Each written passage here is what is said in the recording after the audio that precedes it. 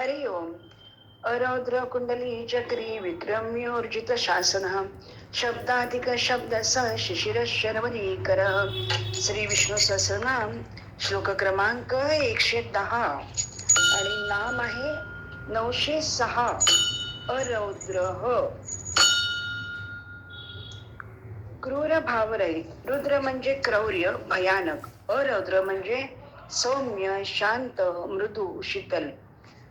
वृंदावनी वेणू वाजे, वृंदावनी वेणू वाजे, वेणू कमळाचा माय वाजे, वेणुनादे गोवर्धनु गाजे.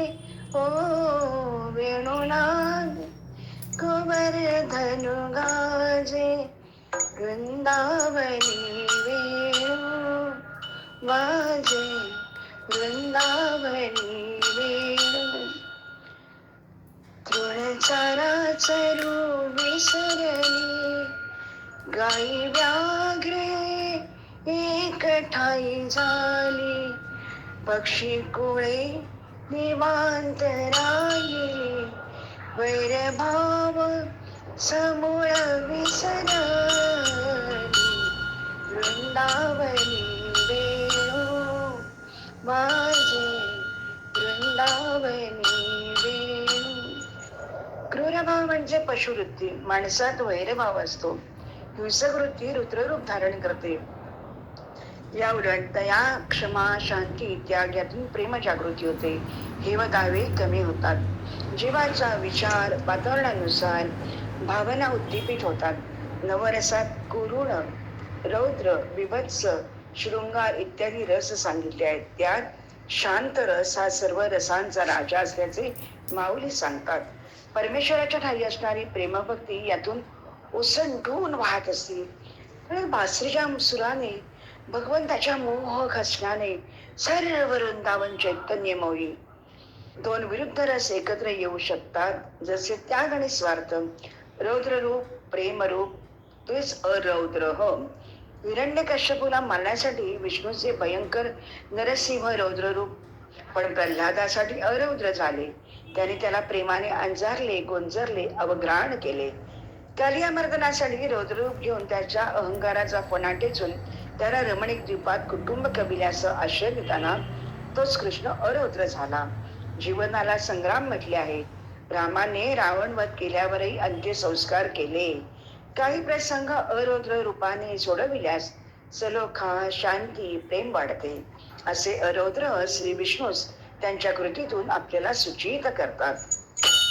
907. कुंडली.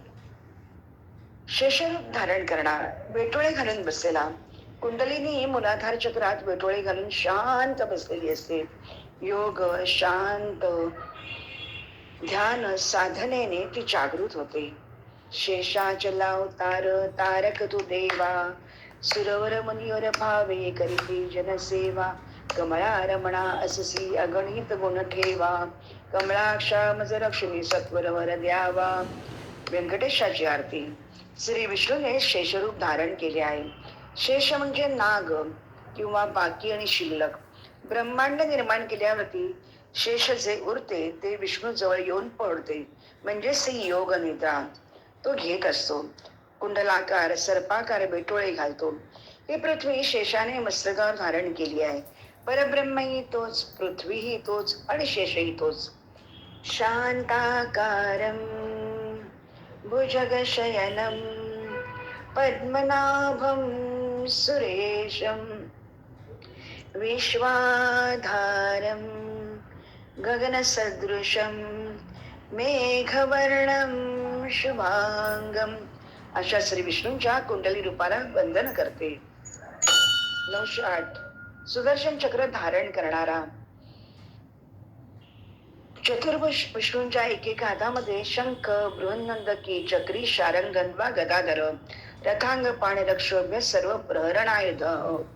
श्री विष्णू सहस्रनाम 120 995 नाम आहे. सुदर्शन चक्र शंख गदा पद्म आहे. ही आयुधे प्रतिकात्मक आहेत. श्री विष्णूच्या तपश्चर्येने प्रसन्न झालेल्या शंकराने हे सुदर्शन चक्र श्री विष्णूंना दिले. त्याने ते तर्जनीत धारण केले म्हणून एक नाव चक्रधर झाले. सर्वात प्रथम त्याने शिशुपाल वध केला. दुर्वासाने राजा अंबरीशाला त्रास दिल्याने कृष्णाने दुर्वासांच्या मागे सुदर्शन चक्र सोडले.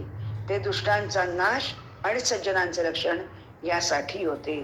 अशा चक्री श्री विष्णूंच्या प्रत्येक कृतीतून एक एक नामाचा गौरव करू.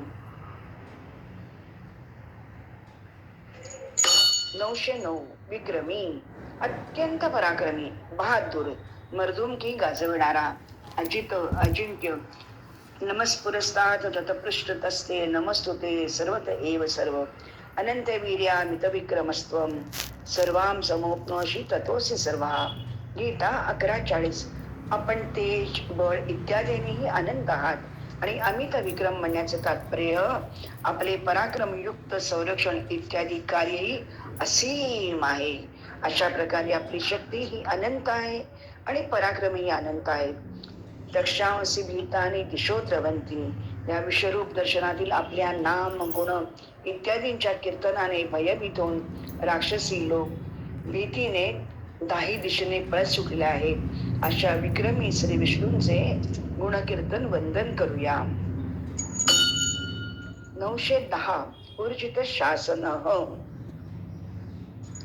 श्रुतिस्मृती रूप सर्वोत्कृष्ट आज्ञा करणारा, उच्च वर्जित बलवान अधिकार असणारा, विराट पुरुषाच्या नाभिकमलापासून ब्रह्मदेवाचा जन्म झाला. तर विराट पुरुषाच्या व्यतिरिक्त कुठली सामग्री न मिळाल्यानेच त्याने विराट पुरुषाच्या अंगापासूनच सर्व सामग्री गोळा केली आणि त्या यज्ञपुरुष परमात्म्याचे यज्ञानेच पूजन केले. भागवत 2:6, 22-27. प्रलयकालाच्या पाण्यामध्ये बुडालेल्या पृथ्वीचा उद्धार करण्यासाठी अनंत भगवानाने संपूर्ण यज्ञमय असे वराह शरीर ग्रहण केले. यानंतर स्वतःच्या यज्ञ पुरुषाने माझ्या यज्ञात सुवर्णासारखी कांती असलेल्या हयग्रीवाच्या रूपाने अवतार घेतला. भगवंताचा हा अवतार वेदमय, यज्ञमय आणि सर्व देवमय आहे. त्याच्याच नासिकेतून वाहणाऱ्या श्वासातून वेदवाणी प्रकट झाली. भागवत 2:7 आणि 2:7, 1 आणि 11. श्रौत यज्ञ मी, स्मार्थ यज्ञ मी, श्राद्धात पितरांना अर्पिलेले अन्न मी, वनस्पतीजन्य अन्न मी, मंत्र मी, धूप इत्यादी होमद्रव्य मी, अग्नीत अर्पिलेले आहुती मी आहे. या जगताचा मी पिता, माता, दाता, आधार आहे. मी पित्याचाही पिता आहे. जे पवित्र किंवा जे ज्ञेय आहे ते मी. ओंकार मी, ऋग्वेद मी, सामवेद, यजुर्वेद मीच आहे. त्रैविद्या मां सोमपाहा पूत पापा यज्ञे रिष्ट्वा स्वर्गतीं प्रार्थयन्ते. गीता 9:20. ऋग्वेद, यजुर्वेद, सामवेद या 3 वेदातील कामे करणारे जे सोमप म्हणजे सोमयाजी व निष्पाप पुरुष माझे यज्ञाने पूजन करून स्वर्गलोक प्राप्तीची इच्छा करतात, अशा ऊर्जित शासन श्री विष्णूंना साष्टांग दंडवत घालते. 911 शब्दातिगम. शब्दानेही वर्णन करता न येणारा, शब्दांच्या पलीकडे, शब्दातीत, अवर्णनीय. चित्त चाकाटले आटू घेत, वाचा पांगुळे जेथे चितेत, अपाद कंचुकीत रोमांच आले, अर्धोन्मिलित डोळे वशताती आनंद जळे, आतुलिये सुखोर्मीचे निबळे, बाहेरी कापे, पै अवघाची रोमामुळी, आली स्वेद कणिका निर्मळी. ज्ञानेश्वरी 9:34, 527 ते 529. धृतराष्ट्राला संजय युद्धाचे वर्णन करतो आहे. भगवंत म्हणतात, तुझे मन मला अर्पण कर, सर्वत्र माझे स्वरूप पहा, म्हणजे मत्परायण होऊन मद्रूपच होशील.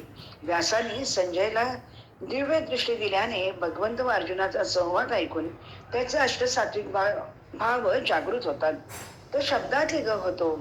मनाचे मनपण गेले, जेथे बोलाचे बोलपण ठेले, जया माझी सापडले ज्ञेय दिसे. ज्ञानेश्वरी 4:33, 162. अशी अवस्था प्राप्त होण्यासाठी शब्दाधिक श्री विष्णूंची परमभक्ती करू. 912 शब्दसह सर्व वेद ज्याचा महिमा गातात असा. महाप्रलय काळी वेद अव्यक्त अवस्थेत असतो. उत्पत्तीच्या आरंभी परमेश्वर सर्वप्रथम ब्रह्मदेवाला वेद सांगतात. या वेदाच्या साह्याने ब्रह्मदेव सृष्टीची उत्पत्ती करतो. ऋषीगणांनी समाधी अवस्थेत परमेश्वराने उच्चारलेल्या वेदांचे आपल्या अंतःकरणात श्रवण केले आणि त्या अंतर्नादाला संसाराच्या कल्याणासाठी त्यांचा प्रसार केला. भूतम भव्यम भविष्यम च सर्व वेदात प्रसिद्ध्यते. भूत भविष्य व वर्तमान कालातील सर्व काही वेदांपासून ज्ञात होत असते. ऋग्वेद अधिक 12. वेदेश सर्व रहमेव वेद्यो वेदांत कृत्वर्तविदेव चाहम. गीता 15:15. वेद आणि शास्त्र यांच्याद्वारा जाणून घेण्याला योग्य असणारा मी स्वतः तुझ्या समोर बसलेला आहे. भगवंतांपासून वेद प्रकट झाले म्हणून तेच वेदांच्या अंतिम सिद्धांताला योग्य रीतीने सांगून त्यात दिसून येणाऱ्या विरोधांचा चांगल्या प्रकारे समन्वय करू शकतात. म्हणून भगवान म्हणतात, मी वेदांचा पूर्ण वास्तविक ज्ञाता असल्याने मीच वेदांच्या यथार्थ तात्पर्याचा निर्णय करणारा आहे. वेदांचा अर्थ, भाव इत्यादी भगवानच यथार्थ रूपाने जाणू शकतात. वेदात कोणती गोष्ट कोणत्या भावाने अथवा उद्देशाने म्हटली गेली आहे, वेदांचे यथार्थ तात्पर्य काय आहे, इत्यादी गोष्टी भगवंतच पूर्ण रूपाने जाणतात. कारण भगवंतापासूनच वेद निर्माण झाले आहेत. 18 ही पुराणे हरिसिही गाती. वेदा नाही कळला अंत पार याचा. कानडा राजा पंढरीचा. अशा शब्दासह श्री विष्णूचा महिमा गाऊ. 913. शिशिर त्रितापाने तप्त भक्तांना शांती देणारा. शीतल ऋतू त्रिताप. आधिदैविक, अधिभौतिक, आध्यात्मिक तापांपासून मुक्ती. सच्चिदानंद रूपाय विश्वोत्पत्त्यादि हेतवे तापत्रय विनाशाय श्री कृष्णाय वयं नमः. जगाची उत्पत्ती, स्थिती आणि विनाश ज्यांच्यामुळे होतो, तसेच आध्यात्मिक, आधिभौतिक आणि अधिदैविक असे तीनही ताप जे नाहीसे करतात, त्या सच्चिदानंद स्वरूप भगवान श्रीकृष्णांची आम्ही स्तुती करतो. भागवत महात्म्य मंगलाचरण 1:1.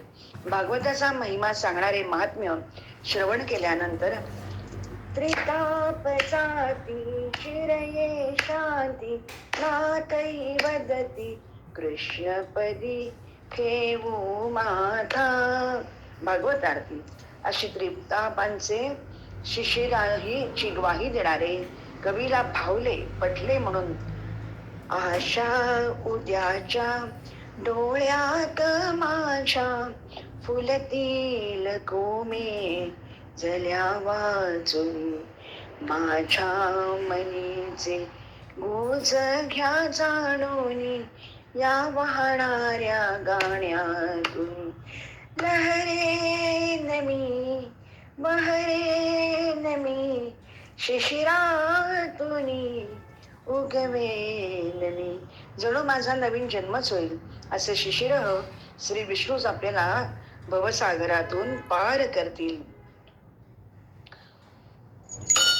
914. शर्वरी करहो. ज्ञानी व अज्ञानी यांच्या रात्री उत्पन्न करणारा. शर म्हणजे रात्र, अरी म्हणजे रिपू. शत्रू, अज्ञान, अंधारावर अज्ञानाचा प्रकाश, शक्ती, ज्ञान, बलाचे प्रतीक आहे. शर्व म्हणजे शांत, एक देवता. अज्ञानतिमिरांधस्य ज्ञानांजल शलाकया चक्षुर्मिलितं येन तस्मै श्री गुरवे नमः. ज्ञानरूपी प्रकाश करणारी अज्ञानरूपी अंधकाराने अंध झालेल्या लोकांचे डोळे उघडले, ज्ञानांजन घातले, अशा गुरूंना प्रणाम. शुक्ल कृष्णे गती हेते जगत शाश्वते मते एकया यातना वृत्ती मन्याय वर्तते पुन्हा. गीता 8:26.